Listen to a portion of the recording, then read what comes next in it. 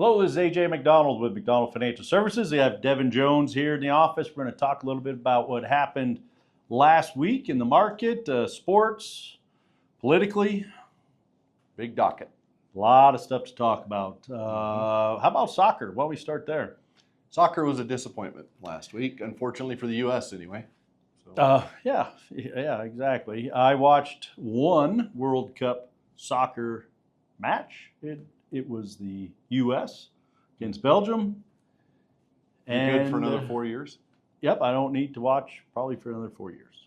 Yeah, that's the same with me. I'm not the biggest soccer fan in the world, so don't follow it, but I was interested in that game, and unfortunately, it sounds like you and I...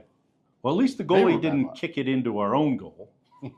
All but. It was pretty close. Wow. Yeah.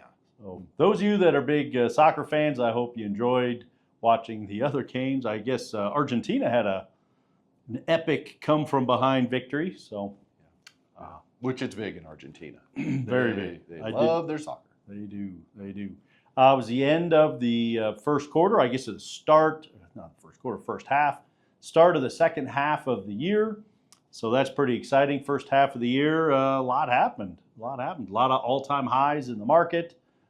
Last week, we also saw an all-time high with the Dow hitting 53,000.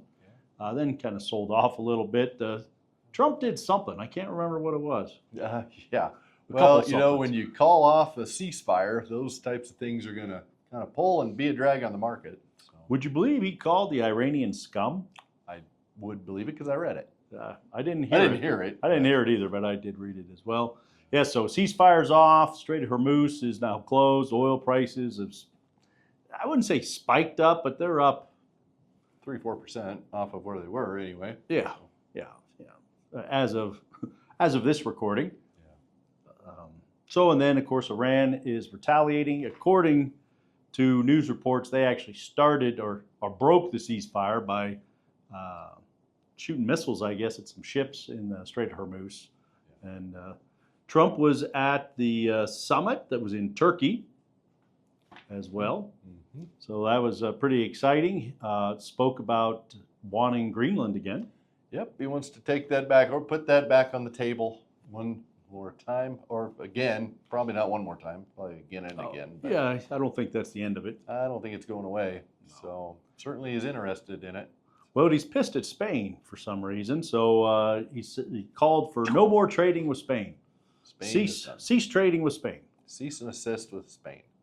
I'm not sure why that was, but I think it was because he didn't feel they were doing enough with NATO. Yeah, weren't supporting. So, there was also speculation. Well, so the airplane that we talked, the new Air Force One? Yeah, the new Air Force One. He didn't fly that back from Turkey because, question mark, there was rumors he's the number one hit on the number one hit list of Iran, and a little bit of concern, I think, from the Secret Service that the plane was not ready to take fire. Yeah, which I wonder why it was up in the air to begin with, but you know. So anyway, he took one of the old planes, flew that back to the U.S., I guess. Yeah. So, there you go. And so it goes. On we go. How about the 10-year Treasury? Now is over 4.5. Yeah, so that, I don't know if it hit 4.6%, but it was definitely over 4.5. Part of that's because of the ceasefire being ended, oil prices going up, etc. So mortgage rates kind of popped last week. I think they're over 6.5% now. Yeah. So, which also brings up the second quarter home sales. Not so good. Not so good. Yeah. Pretty flat. Which would be expected. You know, rates have not come back down, and so it's going to keep things kind of on the sidelines. So there are quite a few people that are still holding on to those really low rates that won't. Surprise. It won't be moving. Mm-hmm. Yeah. Big surprise. So. About a shortage. Well, we'll get to that at the very end. How about SpaceX? SpaceX, I guess as of this recording, I'm not sure where it is presently as far as the price goes anyway, but at one point last week was under where it finally came out as far as its IPO price. Yeah, the IPO price, but it was added to the Nasdaq 100. Mm-hmm. That's kind of unusual, very unusual, really. Significant as well. Because it's the first company that got fast-tracked Mm-hmm. into the Nasdaq 100 and has promptly pulled the index down. Yeah. So we'll see what happens. You know, they don't make money, or I shouldn't say they don't make a profit. We're not huge fans. So there you go. Yeah. On to the shortage. So anchovies. I'm sure many of you love a good anchovy. There's a worldwide shortage of anchovies, which you might say, I don't put them on my Caesar salad.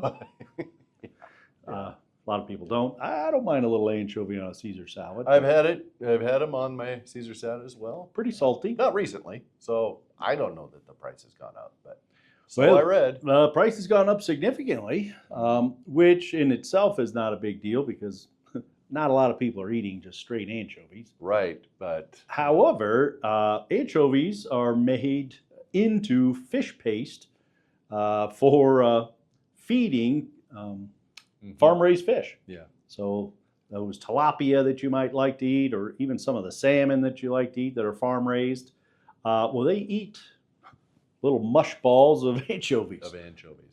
And so the price has gone sky high, so we would expect to see a lot of seafood prices going up. I would guess. For those farm-raised fish. Yeah. So, anyway, so be careful. Careful about that.